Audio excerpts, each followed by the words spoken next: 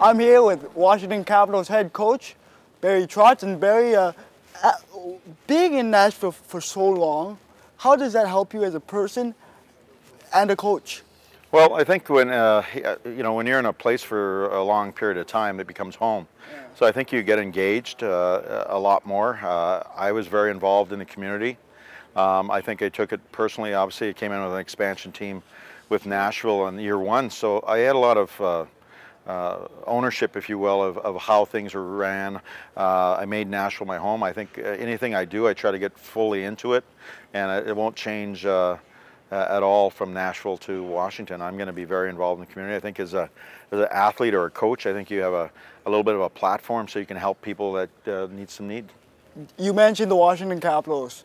What are the differences between Nashville and the Capitals? Well, number one, it's just a bigger market. Washington is on the East Coast. They're a sort of high-profile team. They're probably very gifted offensively compared to our forwards in Nashville. Nashville, we had some great defensemen and great goaltending, and it's probably the opposite in a lot of ways. They're not known for their defense and their goaltending.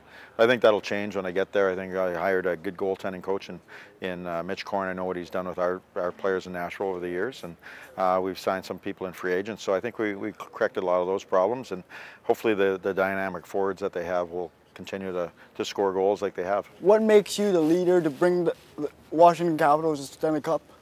Well, hopefully it's the way I do things. I think getting balance into the Caps game, and it's no disrespect to the previous coaches or anything. I just think sometimes in the way you approach your team and what you do, obviously there were some changes there, so players are expecting change. I was one of them, and I think from my standpoint, I'm hoping my experience with the group and building a close-knit team that can play any style will benefit us to win a Stanley Cup. It's hard to win a Stanley Cup. You cannot make any promises, but you want to put yourself in a position so that you have a chance to win it. Now I want to talk about the conference for a little bit. You just did one right now. How did it feel?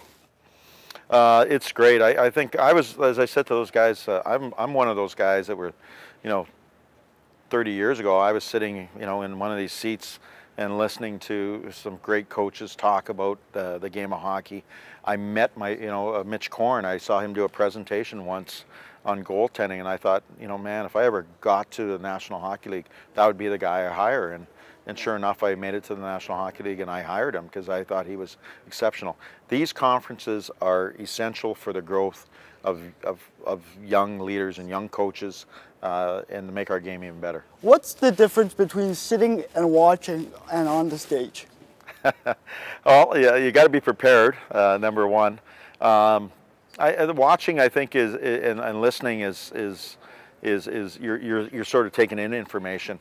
I think the really important part of the conference is once you hear the information, that you get to discuss it with other people that are in the same, say the same level of hockey. Sure. Or maybe other people, or if I'm walking around, they want to talk and ask questions.